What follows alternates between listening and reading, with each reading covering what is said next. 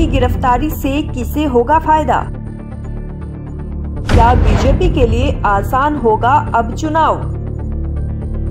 हेमंत की गिरफ्तारी पर माहौल है शांत। क्या खत्म हो जाएगी हेमंत की सरकार? झारखंड सीएम हेमंत सोरेन अब पूर्व सीएम हो चुके हैं। गिरफ्तारी के पहले ही उन्होंने अपने पद से त्याग पत्र दे दिया है। उन पर लगे भ्रष्टाचार के आरोप अपनी जगह है, ईडी की कार्रवाई अपनी जगह है, लेकिन इन सब के बीच समांतर झारखंड की राजनीति अपनी जगह है, क्योंकि असली खेल चुनावी राजनीति का ही है, जिसमें भाजपा और झामुमो के लिए सबसे अहम है वहां की 14 सीटें। पिछले चुनाव में भाजपा ने इनमें से 12 पर कब्जा कर लिया था, लेकिन 2 सीटें अपना नहीं सकी थी। ये दोनों सीटें सोरेन की पार्टी झामुमो के पास है। अब आगामी चुनाव में बीजेपी के लिए एक सीट कीमती है, तो झामुमो के पास भी अपनी गिरफ्तारी को भुनाकर सीट बढ़ाने का अच्छा मौका है। झारखंड की अपनी 12 जीती हुई और 2 हारी हुई सीटों के लिए भाजपा अब एड़ी चोटी का जोर लगाने वाली है, तो वहीं हेमंत सोरेन के लिए भी यह जीवन मरण का सवाल होगा। अब बीजेपी और झामुमो दोनों के लिए चुनाव में मुद्दा है। हेमंत सोरेन के खिलाफ जैसा एक्शन केंद्र सरकार ने लिया है, उसके खिलाफ जिस तरह की प्रतिक्रिया झारखंड में होनी चाहिए थी वैसी नहीं आ रही है।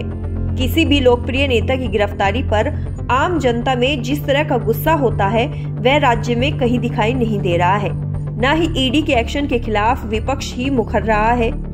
कांग्रेस के नेता ईडी और सीबीआई को तोता और सरकारी हथियार बोलकर शांत हो जाते हैं।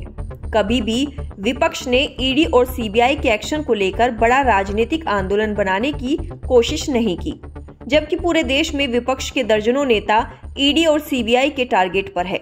दरअसल चाहे वो केजरीवाल हो या हेमंत सोरेन, इनके खिलाफ मामले बेहद गंभीर है। शायद यही वजह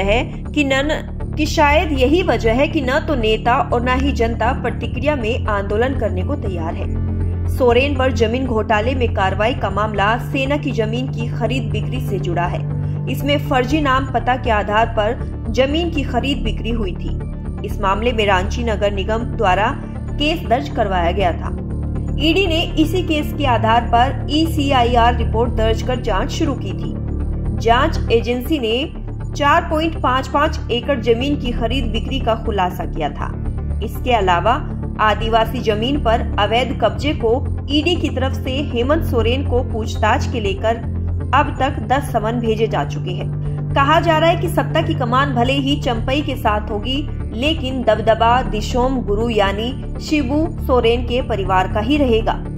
झारखंड की सियासत में सोरेन परिवार के दबदबे का अंदाजा इसी बात से लगाया जा सकता है कि परिवार का करीब करीब हर सदस्य राजनीति में है।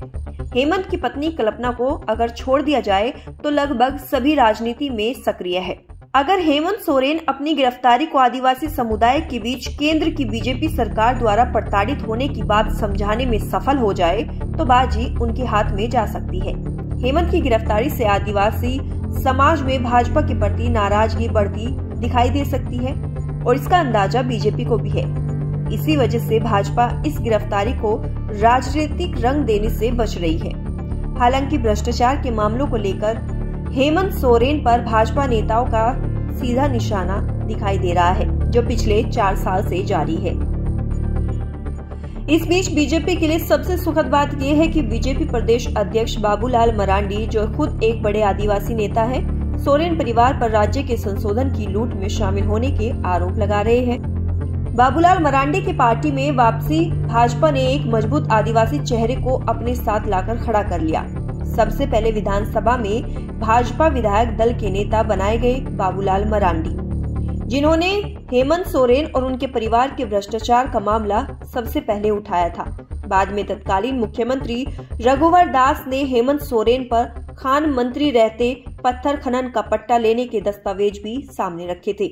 अब देखना यह होगा कि आने वाले चुनाव में इन सब का फायदा कौन सी पार्टी को सबसे ज्यादा होगा। क्या बीजेपी 12 से आगे बढ़ पाएगी या फिर 2 सीटें जो झामुमो के पास है उनमें बढ़ोतरी होगी।